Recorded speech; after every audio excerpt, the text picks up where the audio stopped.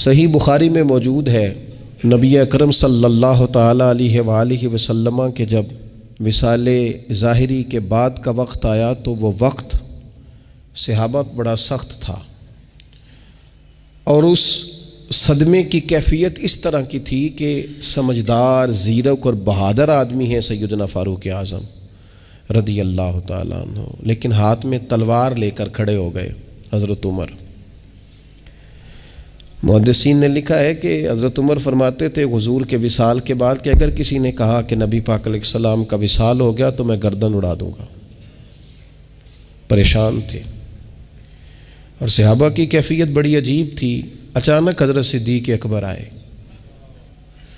حضرت صدیق اکبر بھی ہیں اور حضور کے سب سے بڑے عاشق بھی ہیں، لیکن آتے ہی پہلے نبی پاک علیہ السلام کے حجرہ نور میں داخل ہوئے، حضور کے مقدس پیشانی پر بوسہ دیا۔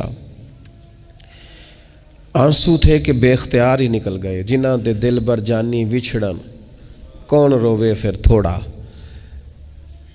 تھوڑی ہی دیر کے بعد اپنے آپ کو سنبھالا۔ ہمارے ہاں نا بعض لوگ دعوی محبت کرتے ہیں، مشن کے ساتھ ہی نہیں بنتے۔ کہتے ہیں جی ہم بھی خادم ہیں، ہمارا بھی آپ سے تعلق ہے، لیکن کسی مشن میں اگر آپ ساتھ کہیں تو وہ لوگوں کے لیے مشکل ہو جاتا ہے۔ حضرت ابوبکر صدیق رضی اللہ تعالیٰ عنہ محبت بھی پوری کرنے والے اور مشن میں بھرپور ساتھ رہنے والے۔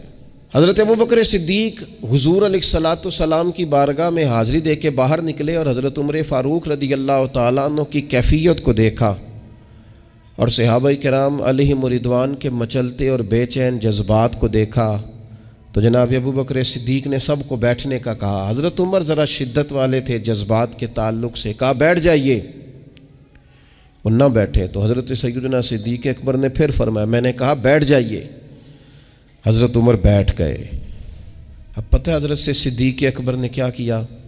قرآن مجید کی ایک آیت پڑھی، وَمَا مُحَمَّدٌ إِلَّا رَسُولٌ، فرمایا محمد صلی اللہ تعالیٰ علیہ وسلم ایک رسول ہیں، قد خلت من قبلہ الرسل، ان سے پہلے بھی رسول گزر گئے، تو کیا اگر وہ وصال فرما جائیں یا شہید کر دیے جائیں تو تم الٹے پاؤں پلٹ جاؤ گے؟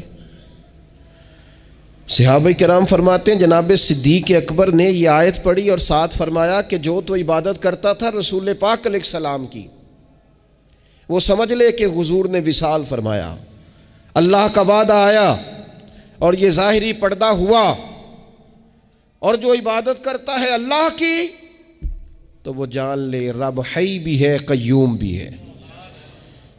صحابہ فرماتے ہیں کہ حضرت صدیق اکبر نے آیت تلاوت کی تو ہمیں سمجھ آئی، اور حضرت ابوبکر صدیق نے آیت تلاوت کی تو ہمیں یوں لگا کہ یہ آیت آج ہی کے موقع کے لیے گویا نازل ہوئی ہے، اور فرماتے ہیں ہمیں سمجھ آئی کہ ابوبکر صدیق ہمیں کیا سمجھا رہے ہیں، انہوں نے امت کو سنبھالا دیا۔